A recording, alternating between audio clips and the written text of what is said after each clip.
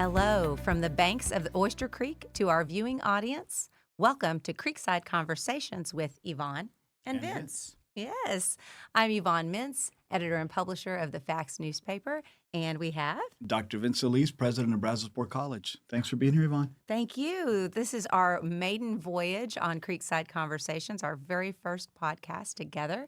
This is something we've been thinking about doing for a while. Yeah. Yeah, and so I'm thrilled to be here. We're excited. This is going to be a great opportunity to highlight all the things that are happening in our community. It's another vehicle by which we bring messages, news, and information. And we've got some really amazing guests today who are going to have all things related to taxes and property taxes and all the fun things that come with that. So thank you for being here. Absolutely. Thank you for having us. Thank you. You guys want to introduce yourselves? We have Kristin Bulanek, our tax assessor-collector. Yes. Yes. Tax assessor-collector for Brazosport County. Glad to be here. Excellent. Thank you for being here. And Marcel? Yeah, I'm Marcel Pierel. I'm the chief appraiser for the Brazosport County Appraisal District, and I'm glad to be here as well. Thank you.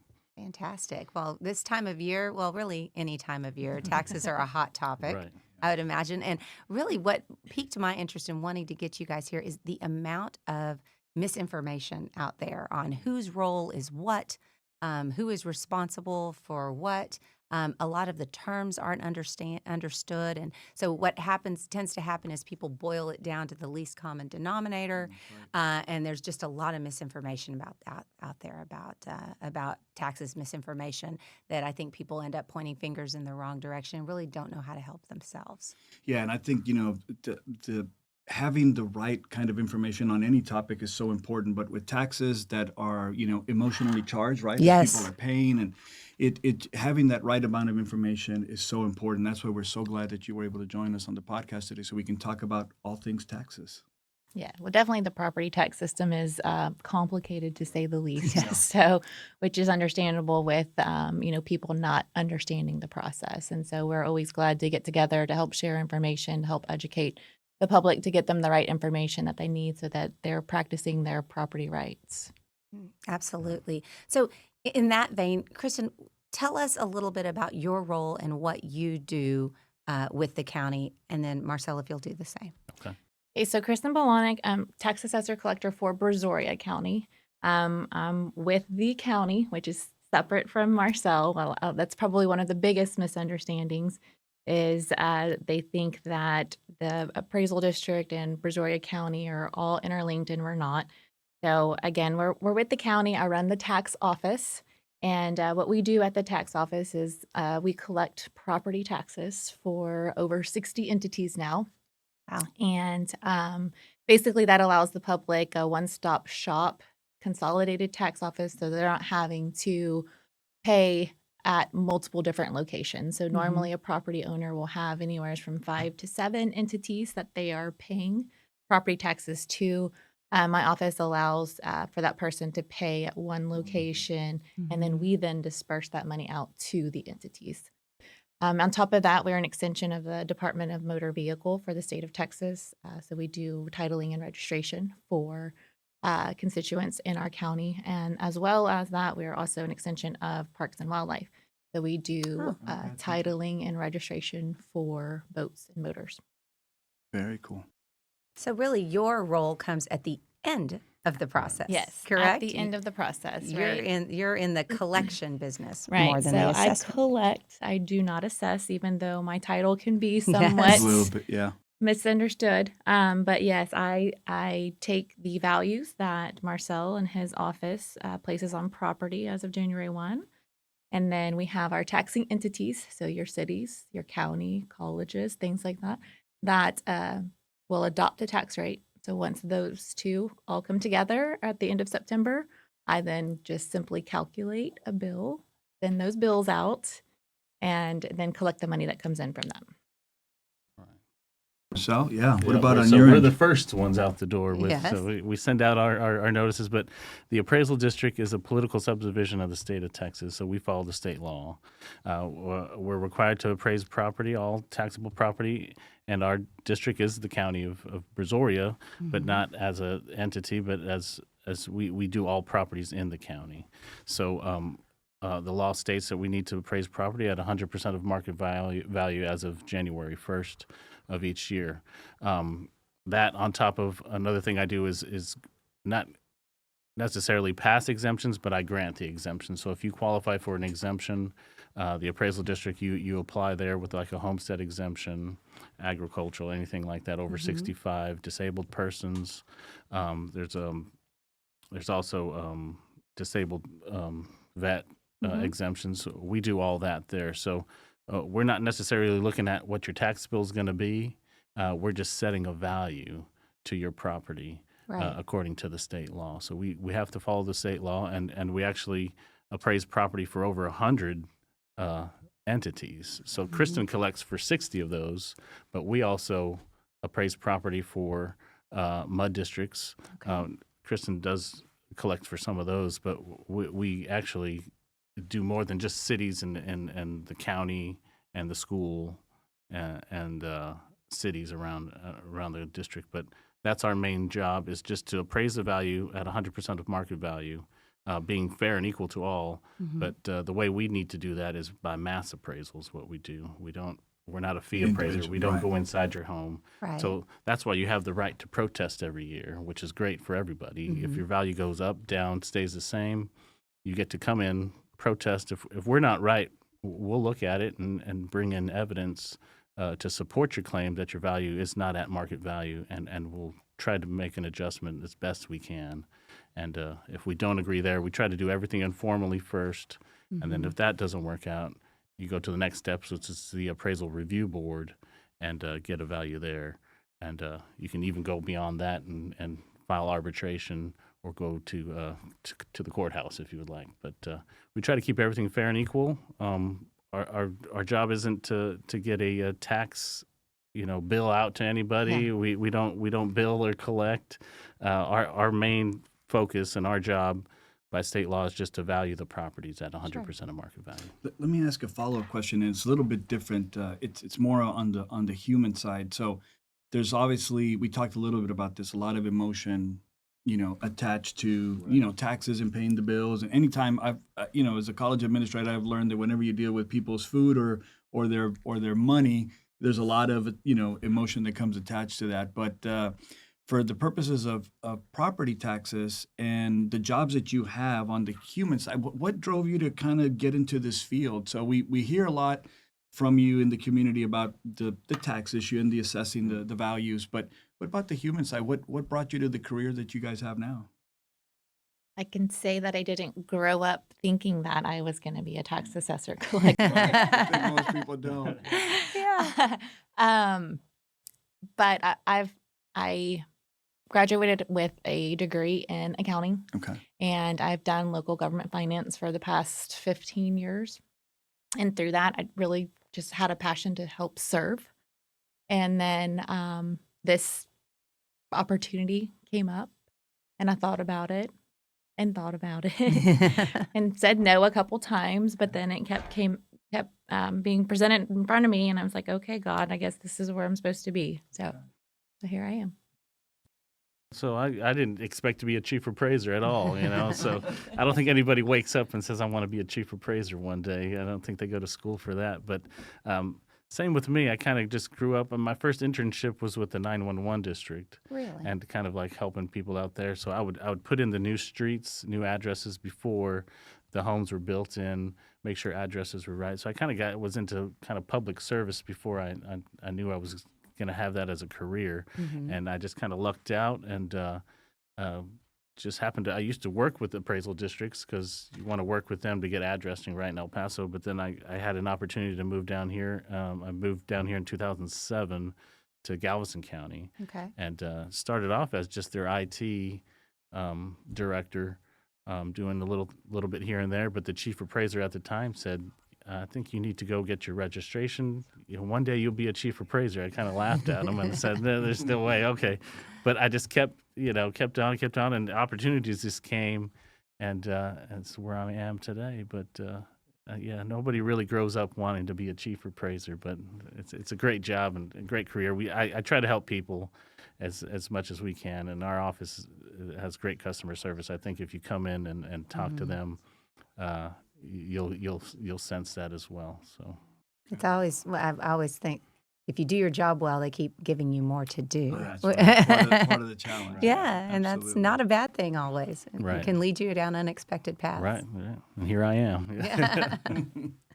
Marcel, you mentioned briefly, and when you were giving us your overview, mass appraisals, Right. and how really the values that you guys set have a lot to do with mass appraisals versus going to individual properties. Right. I'd like it if you could expand on that a little, Right. because I think that's a really misunderstood process. You know, people get their tax bill and they say, or not their tax bill, they get their appraisal. Appraisal Thank you. notice, See, right. I'm learning too. Right. They get their value, and they say, well, I haven't done any work on this place. You know, my fence is falling down. Right. Tell me about that mass appraisal Right. process and what goes into influencing the values at Right. that So point. so influence. There's three ways to get a value. There's the income approach, which we use on commercial properties like hotels, motels. There's the cost approach. So that'd be like if you built a new building, a new hotel or commercial building. And then there's the market approach, which we use the market approach as we get sales, and we get sales from neighborhoods, similar properties, and we use those sales to adjust your market value. So you might not have you'll see your improvement value, which is your improvement value on your home is just the building value. Okay. And then you have your land value. Sure. Those two make up your market value. And depending on the market, a house in Lake Jackson could be the same exact house up in Pearland, but they have two different market values. It just all depends on the market area and the sales in the neighborhood. So we put all those together, analyze it by the neighborhood. We try to be, you want to be compared to your neighbors and not somewhere else 100 miles away or in a different county or anything like that. So you get similar properties, you do the analysis, and you change all values in that neighborhood en masse. So we don't go individually to every single property, and we don't look inside properties. When we get the sales information, it's just a sale number. We don't see the condition of the home. So when people come in to protest, they say, well, okay, my house looks like this. The house that just sold that you're comparing me to has been updated, has granite countertops. We don't have granite countertops. We have the original flooring. They updated their flooring. So that's where you see your market adjustments from the mass appraisal standpoint. So we'll appraise everybody in mass, but then there's individual characteristics that we can change or that are different in your home that we use to adjust values. So Marcel, as an example, I guess if there's 5 or 6 homes in proximity to my home that sell for $100,000, $200,000 over market value, there are going to be these mass adjustments that will reflect what the sale prices are of those homes based on what the market is bearing. Right, and then not just the sold homes, but all similar homes there. So if you were to sell your home, you would probably get the same market value that those sales are going for. That's what we follow, what the law tells us to do. It's what's that market value for that home, whether it's sold or not. What's the market value as of January 1? So if there is something, or if there are, clearly, obviously, there's going to be imperfections in Right. that mass model. The onus really is on the property owner Right. to come back and say, hey, this really, if you look a little bit closer, Right. then you really need to adjust here. Right. correct? So the more information we get from a property owner or a property agent, the better for us to make a better value Right. adjustment on their property. And if we see, discrepancies in a whole neighborhood, we'll try to just go ahead and change that whole neighborhood. But usually we don't. We need more information. So the more information we can get, the better. So when you protest, appeal your property value, give us as much information as you can. So Marcel, and I guess, Bulanek, where is the best place that a citizen can actually learn on how to file their protest, where to get the information, what goes into an effective or successful protest? Where do they educate themselves on a process as important as this? Well, we have some stuff on our website, the BrazoriaCAD.org.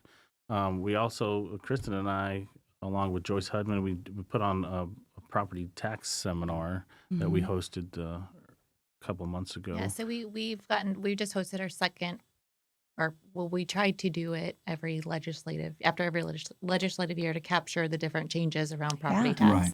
So we just had that in April, right before appraisal notices went out, and our goal was to let the public know that appraisal notices will be coming out, that it is their right and responsibility to protest, and the different, what just Marcel went through as far as, bring your evidence to help support your protest and where they needed to do that. And so we try to get that out. We do those where we invite the public. It's also out on my website in case someone wasn't able to come. The PowerPoint is out there.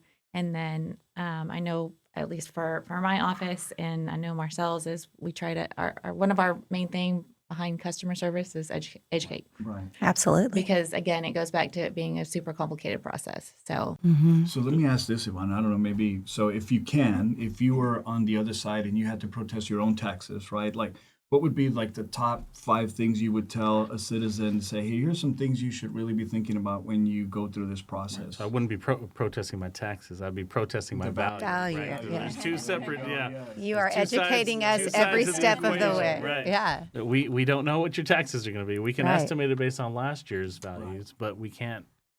We don't look at taxes. So Right. when you come to our office, think of your property value. Which is really like a check and balance when you right. think about it. Like the entities set the taxes, you Right, set the values, or your So office sets the depending values. on what happens to the value Mm-hmm. in our office, when we send over the totals report when we certify in July, then Kristin gives that to the entities, and then they come up with a tax rate. Right. Right. And that's where it kind of comes up, where more folks should be looking at not just your appraised value, but look at your tax rates as well. And I think the best thing for anyone to do, come into our office and talk face to face with somebody. Right. That way we can educate. I'd rather educate you, one-on-one, and that's what Sure. our appraisers are there to do. They want to educate you, show you how we're coming up with your value, and giving you the information that we have, while you give us your information, and we can try to work together. But I think that's the goal I would want, is face to face. We can take property protest online, but if it was me, I'd go in there and Right. talk to somebody face to face and kind of understand it more and educate myself as well. And I've done that before as a property owner. I've gone in and I took some pictures and I took, some information on some values and had a really good conversation, and, it was settled to my understanding, and Right. it was a good opportunity. So the deadline has passed to file a protest, correct? And so now, tell me what step your office is undergoing right now. So right now, May 15th is the protest deadline. Every year, that's the protest deadline, unless the state changes that. But by law, you have until May 15th to file a protest. Now, of course, we can't do every protest by May 15th, so we get a ton of them in. Last year, we got a record number. It was over 76,000 protests. This year, it's about 40,000 protests, with market kind of leveling off. We didn't have as much in increased values that we did the previous year. So now we get all those protests, and now we schedule folks to come in, either come in, talk to an appraiser, or if they did it online, they'll get a offer or settlement online, and they can be able to complete their protest online. And if they disagree online, they can come in, and that's where you go to the next step of the appraisal review board. So right now, until July 20th, it's just full hearings, appeal hearings is what we're doing at our office. And so what should people bring to their appeal hearing if they have one? Show us the condition of your home. If you have estimates of repairs, roof repair, foundation repair, anything that needs to be replaced in your home that's not comparable to a home that just sold, bring that in, let us know. Even if it's just an estimate, doesn't mean you have to go get it done. It's just a value that we can look at and see how much damage you had at your home. Sure. We don't appraise fences, driveways. So if a fence or trees, any landscaping, we've had some folks say, well, all my trees died. Well, that doesn't go into the value of your home when it comes to our market analysis. So So, just following up on that, you mentioned that there was a significant decline in the number of protests. What are some of the historical aspects to what would have caused that decline, you think, in terms of, other than the market I think leveling? the market leveling off, and last year we had to catch up to the market. I mean, the last 3 years, starting in 2020 when COVID hit, sales prices just went high. We didn't even catch up to, some years we weren't at market value, which was proven when the state did an audit on our property values. So we had to adjust all the neighborhoods and our whole county last year. We had to adjust values higher than we did this year. And with the market kind of leveling off, interest rates going up, we didn't see as many sales, and we didn't see any increase in sales as much as we did in the previous few years. So seeing that, there's a decrease. Market kind of stabilized. We didn't send out as many notices as we did in the prior year. So values are staying kind of stable for now. So that's where you'll see increases or decreases in protest.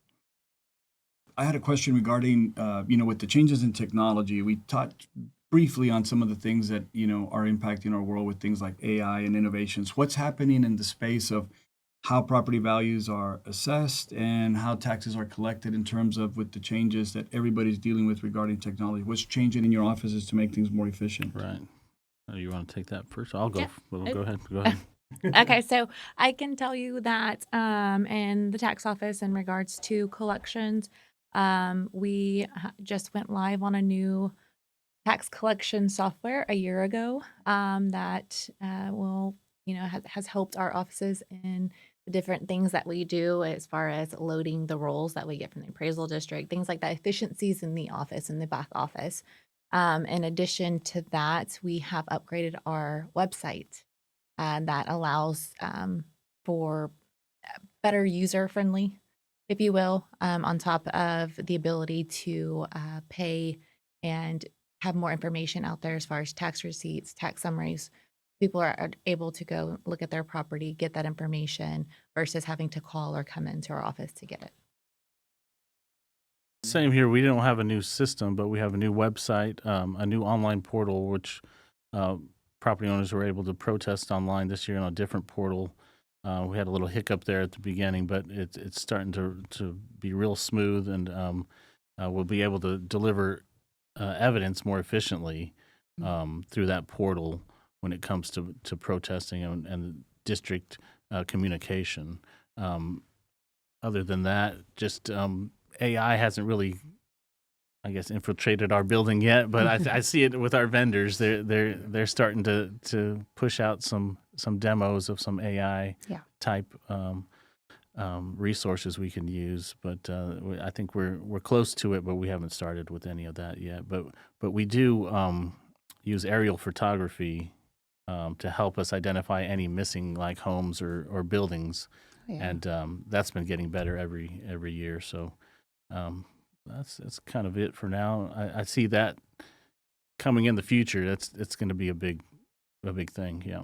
Well, definitely increased efficiency if you're being able to find for lack of a better word, blind spots that you weren't able to through that aerial photography. And from a user standpoint, being able to log on 24/7 whenever it's convenient for you versus having to call 8 to 5. That there's a lot of benefit to that for your offices and for the user. Yvonne, I had you all do a lot of public speaking and presentations, and we serve a rapidly growing county. Demographic shifts are taking place. There's just a lot of change happening in our area. What are some of the most common questions that you get from our community members regarding either property values or the taxes? How did you assess my value? A lot of it's around value. A lot of it is not understanding exemptions. You have a lot of your first-time homeowners that aren't aware that there's a homestead exemption out there. You're over 65, making sure that when you hit that age that you are making sure to follow up with the appraisal district that they have your account information, your birthday in there, so it automatically goes onto your account. And if in case they don't have that information, following up with them to make sure that they get that exemption. That's probably the two biggest ones that I see in regards to property tax, is just not understanding how the value was assessed on their property and then understanding the exemptions that are out there and available for. And what are property some of those owners. exemptions? What are some of the Right. things that people need to be on the lookout So, for? so you want to make sure your best exemption is your homestead exemption. So Sure. that's your primary residence. You have that homestead exemption, which not only gives you extra value off of your tax bill, especially like the school exemption amount is $100,000 now. We That's passed huge. that last year Yeah. from 40,000 to 100,000. A few years ago, it was 25,000. So take 100,000 off of your assessed Right. value. Mhm. That's going to help you out. That on top of the compressed tax rates that the schools did last year as well, that helped us all on our homesteaded properties. Another thing we did pass last year was the circuit breaker, which is a 20% cap, kind of similar to the homestead exemption, but this is on all real property that does not have an exemption or ag or anything like that. Oh, really? So this will benefit homeowners and commercial property tax owners and even vacant land. So it has to be $5 million or less in value. But if the value was, let's say, $1 million last year for a commercial property, and this year it went up to $2 million, well, now you have that 20% cap on those type of Yes. properties. So that helps out property owners a lot. So now, of course, that came from the state. That came from a constitutional change. So we had to vote on it.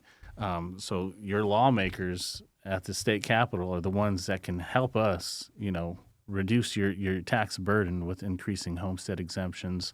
The 10% cap on homesteads, we could change that as well. So maybe next session, get with your state rep, ask them to lower it from 10% maybe down to 5% or 3%. I think there's a couple reps out there that are saying that they're Right. they're going to do that. So any help we can get from the state, I'm all for it. I don't care Right.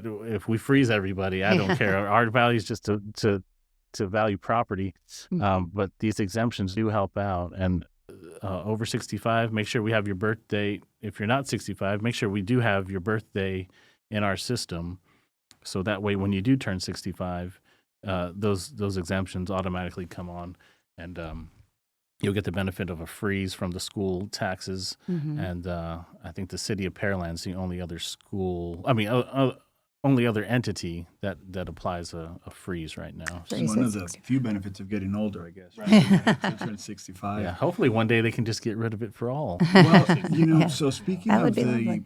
next legislative session, so what are you hearing? What's on tap for property taxes? It's always a big topic of debate and discussion. What are you all hearing in terms of how we could be impacted as citizens of the state? Because there are a lot of discussions about property taxes. Right. I see the state really controls the school tax rates and school funding.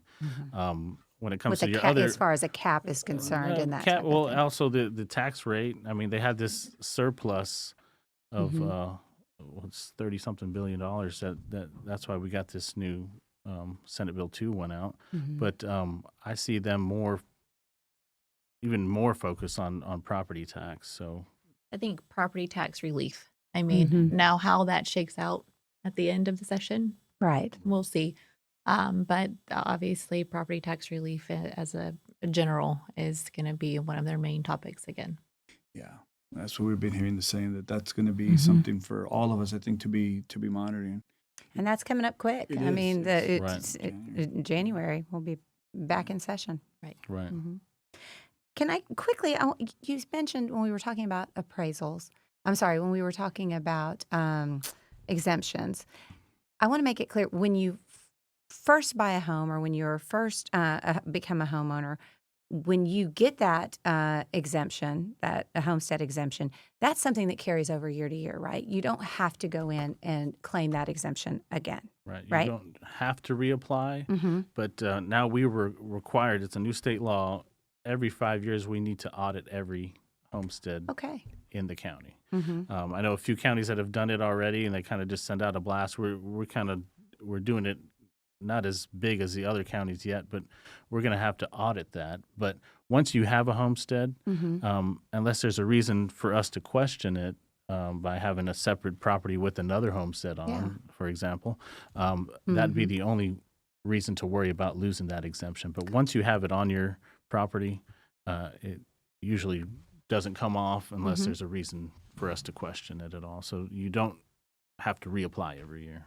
I'll just add that, the exemptions that you have on your property, when Marcel sends out his appraisal notice, those exemptions are listed on that notice. And then my tax bills also have your exemptions listed. If you look on our website or his website, the exemptions are listed as well. So there's many different ways that you can go to check to make sure that your exemptions are there. Perfect. Because I know that we've had different instances where customers walk in and I teach my girls to make sure that if you have a customer in front of you, look at their exemptions and if we need to ask a few questions to make sure they are aware of the exemptions.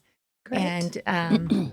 And so it's sometimes we do have that instance where a homestead came off and the homeowner wasn't aware because maybe they didn't complete the form that the appraisal district had sent them. So just always check those notices and those statements to make sure that your exemptions that you believe that you are entitled to are there. And it's so important because I remember when I Right. bought my home when I moved to Clute, you actually did a presentation at with Judge Brown, and you mentioned I said, you know what, I have not filed that paperwork. So contacted your office, got that taken care of, but would have been one of those surprises that you get as a owner of a home, or when you. Well, I guess one of the questions I would have for new homeowners, this is a first time home buyer. What are some of the things that brand new first time at bat with a home? What are the surprises that they want to avoid? The homestead exemption is one of them. Right.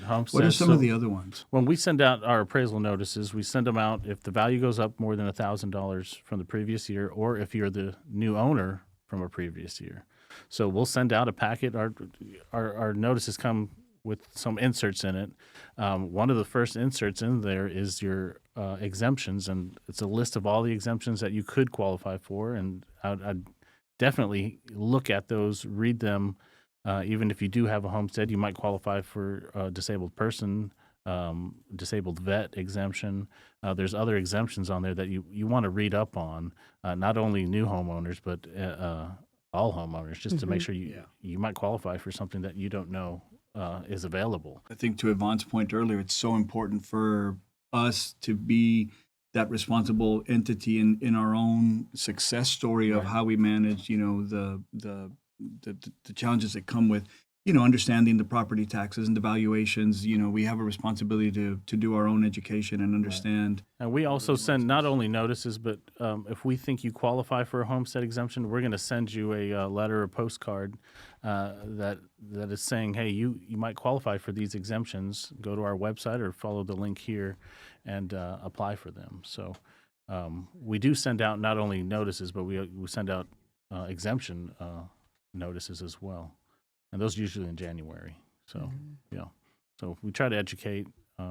Hopefully, when they're signing papers at the title company, they're letting them know about a homestead exemption as well. When they come in and protest, our office does the same thing. When they come in, they look. Well, they don't have an exemption. Their address matches their situs address. Their mailing address and situs match. We'll let them know, hey, you can qualify for a homestead exemption, and some folks just didn't know. So, we try to educate as much as we can. We send out more than just the appraisal notice to let them know that as well. You bet. What about the growth in the county? So lots of growth is projected, particularly in the northern part of the county. How does the overall growth pattern that we can expect over the next 10 to 15, 20 years, how do you see that impacting, the rest of the county in terms of what taxes and valuations will do? I don't know about value. Will be the value of those houses or all. I mean, we have tons of mud districts coming in right now. Can you explain the mud district? Mud for the district is audience? so the developer wants to develop some properties or a new subdivision, right? But the city doesn't give them the infrastructure, the pipeline, the roads. So they have to create this mud district, a municipal utility district, to fund the developer to make those subdivisions. So that's a separate tax on top of all the other entities that you pay. But that helps the growth of new subdivisions, new homes in the area. And we're seeing the 288 corridor, they're just coming down. I think we can see that Iowa Colony, Manville. I mean, the growth is coming with or without the mud districts, I think. So folks are moving away from the big city and coming down here. So those MUD districts, they basically underwrite, for lack of a better word, the funds from those taxes basically underwrite the development as far as the utilities that have to go Right. in, Your the roads that have to go infrastructure, in, yeah. your infrastructure that supports those homes, those rooftops that are coming Right, in. right. And so that goes through to a whole, in a lot of cases, new taxing entity Right. completely, which just adds another of those entities that you deal with, Kristin, on your end. Correct. Mhm. Yeah, and a lot of the MUD districts, like I said, I do collect for some, Mm-hmm. but there are a ton others out there that they are their own entity and they collect for themselves, or they hire somebody to collect for them. So a lot of times when you have some of the districts, or some of the property owners that fall within some of those MUDs that I don't collect for, a lot of times they believe that when they get my tax bill, that's all of their taxes.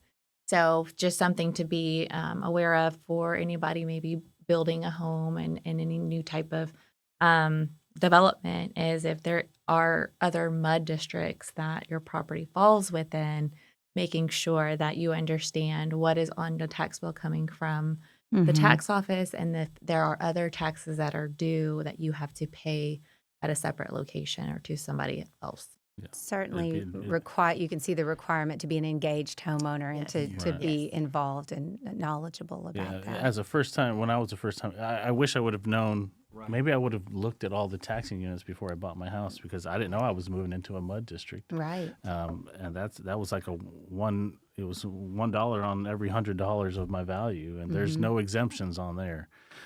So I wish I would have known that. So as a first time home buyer, Yeah, things you're it's just kind not of aware of. things Yeah. you don't know. And then another thing, luckily, I worked at an appraisal district. They valued my home as a January 1, which was a vacant lot, which I was is going to okay. ask about that. Right. Yeah. So that's okay. That's all great. Well, when I got my mortgage statement, they thought it's just a vacant lot and there's no home. So luckily, I knew, only because I worked at an appraisal district, that that's wrong. And we get a lot of folks that come into our office saying, my mortgage went up $500, $600. So can we elaborate a little bit? Because Right. I had a friend who went through that Right. and was just devastated when all of a sudden and it wasn't here, it was in another county, but we were talking about it. And what it was new construction. Right. So the year before there was a vacant lot there. So the taxes were obviously at a different rate. Purchased a home, right? First time home buyer. And then all of a sudden he gets this increase and he's freaking out because they had budgeted what they had budgeted Right. for that initial and then you get this increase. So can you elaborate on how that works? Unfortunate, and that's something we can't catch in our office because we're not selling the homes to folks. Right. And I think that it really relies on the mortgage companies and the title companies when they're selling you a home. To They explain should that. be explaining all these things to you. So for the first time home buyer who's out there listening, it would be if you got a vacant lot and it's new construction, the assessed valuation and the taxes that come with it are at a much lower rate because there's nothing on it. Then you go through the year and then all of a sudden you've got You a have home a on there shortage and now, of a few $1,000s that you have Yeah. to make up, and it's it's rough. it can be it can And be, sometimes they'll do it right at closing, but then the banks will get it. They'll sell your mortgage to somebody else. They'll do an analysis, and then they'll cut it again, because that's I've seen that happen too, where they had it right at closing. Their first payment was fine, and then the mortgage was sold to another bank, sure. and then Yeah, they 'cause they dropped wanna- it, and they got all excited saying, they overdid it. Well, no, they didn't think about your building being It's there. so important for the viewing audience. If you're a first-time home buyer, inform yourself about the items that will impact that mortgage bill because you're going to have to pay for those taxes. So that's I learned through that process. Like I said, I had a friend of mine who went through it, and he was just devastated because his mortgage went up quite a bit, as you know, but he hadn't calculated those expenditures, and they're a great example. Right. So hopefully, folks will hear our message here today, and spread the word. Absolutely. I want to underscore one point. We've talked, and of course, our conversation has been focused on appraisals, values, because of who our guests are today. Those are the parts that you guys are involved with. However, just because your value goes up does not automatically mean that your tax bill is going to go up, right? That is, and I just want to underscore that. I know you guys have nothing to do with setting the tax rates, but I want to underscore that we've been through now the May 15th, past the May 15th deadline to protest your values. You're currently scheduling appointments with people to come in or reviewing their online arguments. But really now for the homeowner, it shifts, right, to the taxing entity. So explain a little bit about how, and Kristin, I think this is where a good place for you to come in.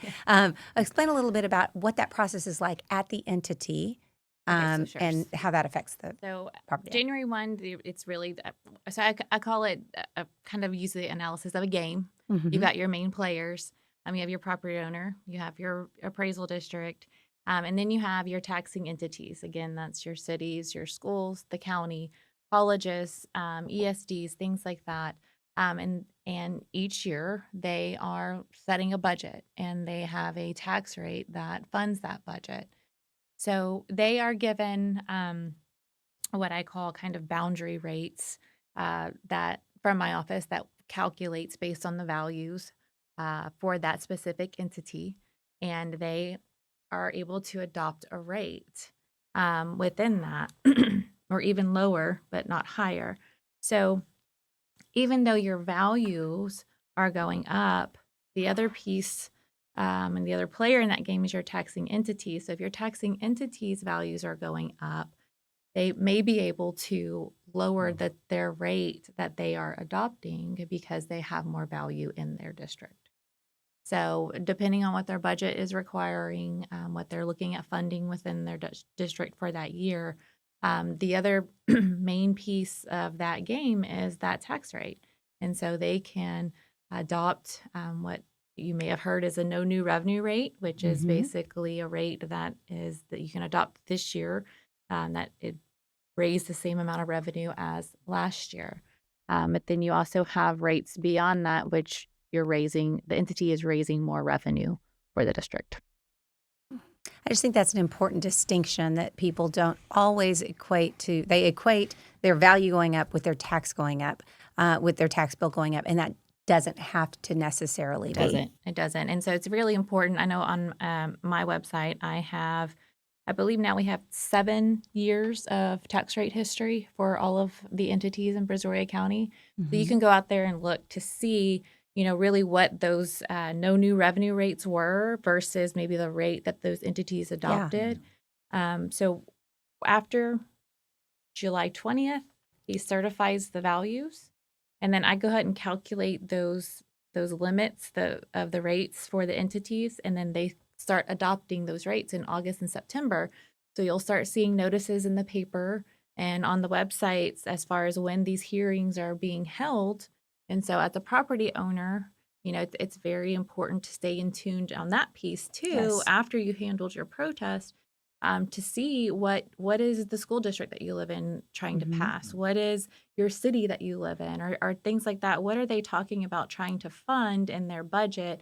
And what rate are they thinking about adopting? And you can attend those hearings and be informed and voice opinions in those hearings on what you believe is being funded and if what your thoughts are on it. And I think to that point about being an informed citizen, I know that obviously I can't speak for all taxing entities and neither for our board, but our board is very cognizant Absolutely. of the impact that taxing, and anytime that there's questions about that, those kinds of considerations are extremely important to elected officials because nobody wants to impact, especially a fellow citizen, in a negative manner, so they do take those feedbacks into consideration. They do explore all options. They, hold us accountable as part of being on those boards. So I think for anybody who's, active and engaged, this is an important part of the process. I had a segue question to that.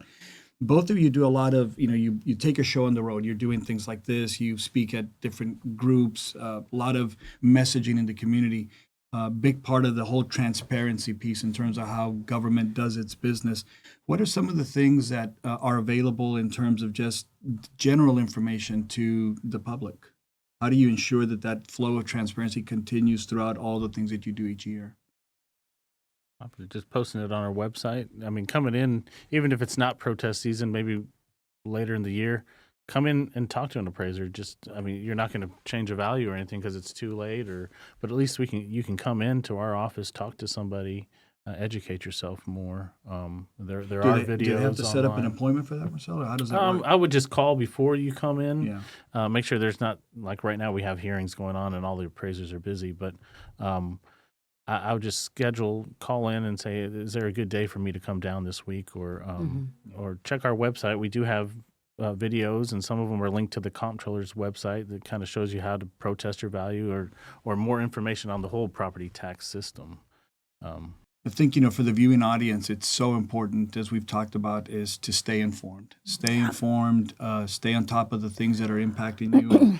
Monitor things like, what's happening at, those taxing entities, what's happening at the legislature. I think that this is going to be a big topic for us coming into the next session. Yeah. So important topics that we all need to be kind of, aware of, because we all, pay into those areas.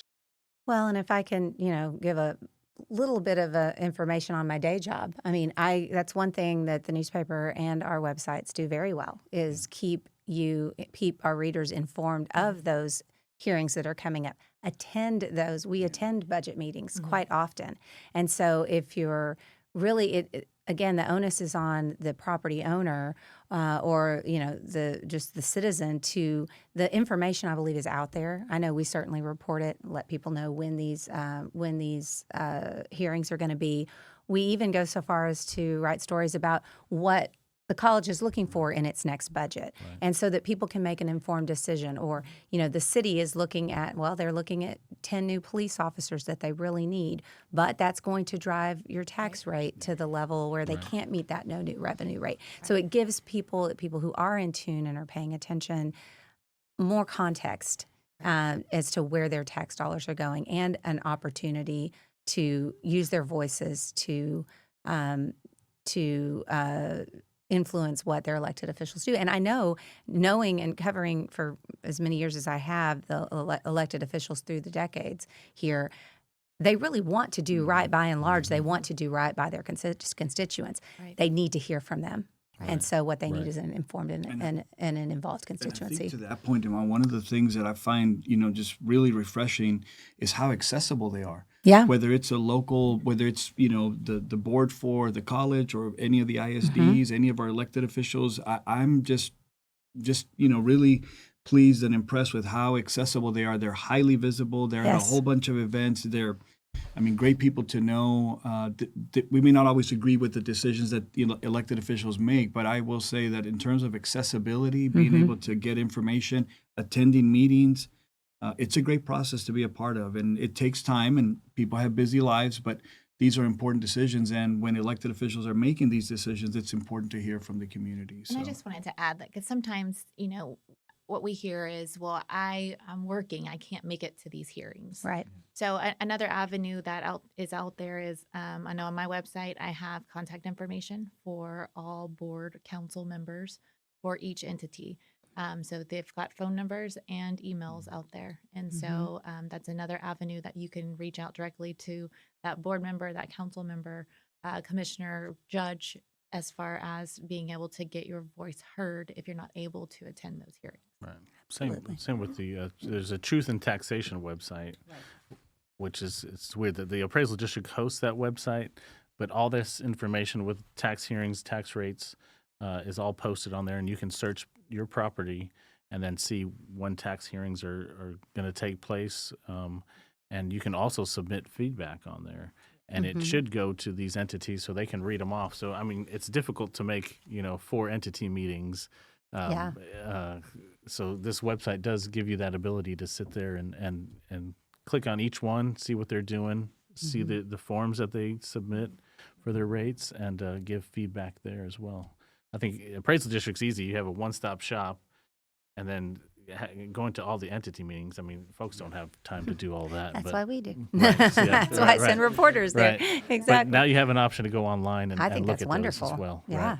Yeah. So I guess to the viewing audience, stay informed, stay connected, and we really want to thank you for being here today and for taking time out of your very busy schedules. Yvonne, I'm looking forward to continuing this. Yes, me too. And having really great guests on our show. But our first at bat, we want to thank you all for providing all the information that is important to our viewers about taxation and values and how the whole system works. So thank you so much for taking time to be a part of our show today. No, thank you all. Absolutely. Thank It's you. a pleasure to be here. And I'll just add, if any of our viewers have questions after, you can definitely reach out to either one of our offices. We'd Right. be happy to. So I guess a closing question, where does somebody get a hold of you if they want to connect?